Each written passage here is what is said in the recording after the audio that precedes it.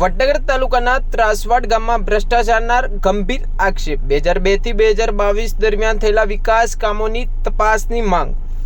વડનગર તાલુકાના ત્રાસવાડ ગામમાં વિકાસના કામોમાં મોટા પાયે ભ્રષ્ટાચાર થયો હોવાના ગંભીર આક્ષેપો જાગૃત નાગરિક રોહિતભાઈ પટેલે મીડિયા સમક્ષ કર્યા છે।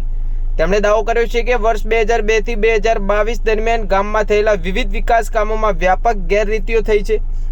રોહિતભાઈ પટેલના જણાવ્યા મુજબ તેમની પાસે વિવિધ વિકાસ કાર્યોમાં થયેલી કથિત અનિયમિતતાઓને લગતા દસ્તાવેજ પુરાવા ઉપલબ્ધ છે। તેમણે જણાવ્યું કે ગામના હિતને ધ્યાનમાં રાખીને તેઓ આ મુદ્દે જાહેરમાં લાવ્યા છે અને સમગ્ર મામલો નિષ્પક્ષ તપાસ કરવામાં આવે તેવી માંગ કરી છે। તેમણે વધુમાં જણાવ્યું કે સરકાર દ્વારા ગામના વિકાસ માટે ફાળવવામાં આવેલી ગ્રાન્ટ અને ખર્ચાયેલા નાણાંની સંપૂર્ણ તપાસ થવી જોઈએ। જો ઉચ્ચ સ્તરીય તપાસ કરવામાં આવે તો કથિત ભ્રષ્ટાચાર બહાર આવશે એવો પણ તેમણે દાવો કર્યો હતો। રોહિતભાઈ પટેલે સંબંધિત વિભાગો તેમજ જિલ્લા વહીવટી તંત્ર સમગ્ર મામલે તપાસ કરી જવાબદારો સામે કાયદેસરની કાર્યવાહી કરવાની માંગ કરી છે। સાથે તેમણે ભારપૂર્વક જણાવ્યું કે ગામના લોકોને ભ્રષ્ટાચાર મુક્ત અને ગુણવત્તાસભર વિકાસ કાર્યો મળવા જોઈએ। આ મુદ્દે વહીવટી તંત્ર સંબંધિત ગ્રામ પંચાયત અથવા જવાબદાર અધિકારીઓ તરફથી કોઈ સત્તાવાર પ્રતિક્રિયા સામે આવશે તે પણ નિષ્પક્ષ મુકાશે। વધુ સમાચાર અને અપડેટ્સ માટે જોતા રહો online TV news. Reporter Suresh Thakor સાથે ફારૂક મેમણ ખેરાલુ।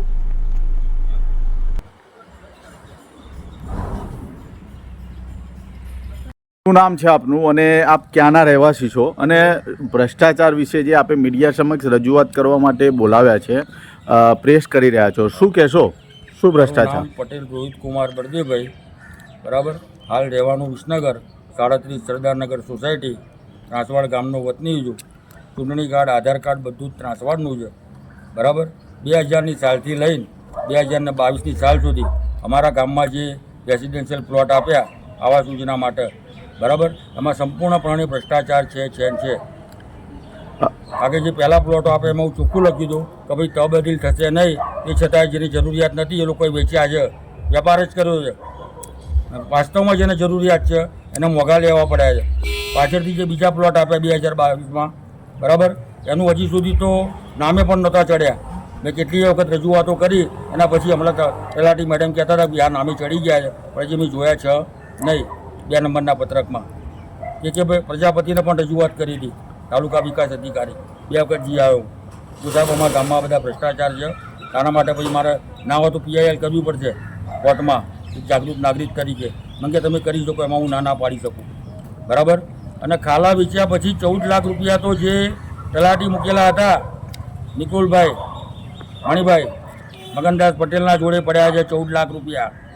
હજી નવા સરપંચ જે આવ્યા ગયા વખતે 16/7/2025ના રોજ જેમને શપથ ગ્રહણ કર્યા, આજ દિન સુધી એ પૈસા પણ આપવામાં આવેલ છે નહીં। ગામમાં સંપૂર્ણ ભ્રષ્ટાચાર છે। અંબાજી માતા સંસ્થાન ગણો તો ડેરી ગણો તો ડેરીમાં દૂધમાં રાસાયણિક ખાતર નાખી દેવાનું અને એને છોડી મૂકવાનો દંડ લઈને 2.5 લાખ રૂપિયા જેવી માત્ર રકમ। કેટલામાં પ્લોટ વેચાતા? પ્લોટ ચોપડે 4850 રૂપિયા જ ભરેલા બોલે છે, બરાબર। તો કોઈક કે મેં 12,000 આપેલા છે, કોઈક કે મેં 15,000 આપેલા છે, કોઈક કે 10,000 આપેલા છે। છેલ્લા અમે જે લીધા, બરાબર, એ 47,500 રૂપિયા ભરી લીધેલા છે।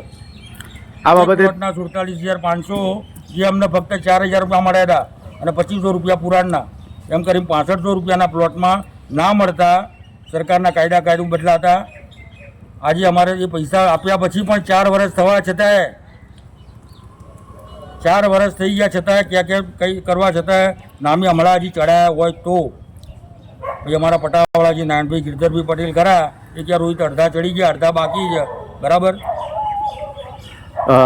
આપની શું માંગ રહેશે? આપણી માંગ એક જ છે કે ભાઈ જિલ્લા વિકાસ અધિકારી હોય કે તાલુકા વિકાસ અધિકારી, બરાબર છે, તો આ લોકોને પ્લોટ વેચવાની જે નકશો બની ગયો છે, એમાં નકશામાં ફેરફાર કરીને પ્લોટો આપવાની સત્તા કોને આલી? અને પૈસા એમની જોડે પડ્યા છે 14 લાખ રૂપિયા।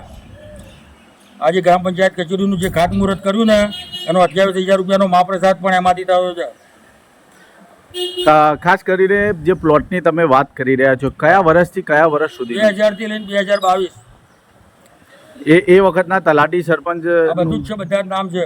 આપની જોડે કોઈ પુરાવા એવું કંઈ? આપની જોડે અત્યાર સુધી જે તલાટી સરપંચ બધા આવી ગયા એની ઝેરોક્ષો મારી જોડે પડી છે।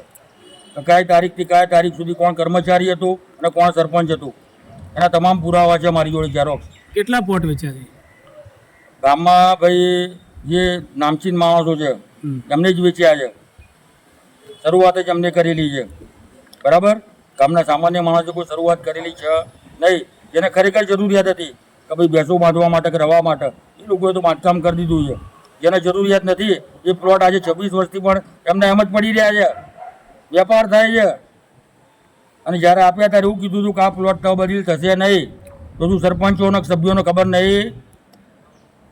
ભ્રષ્ટાચારનો મોટો મત પૂડો છે બુધાય.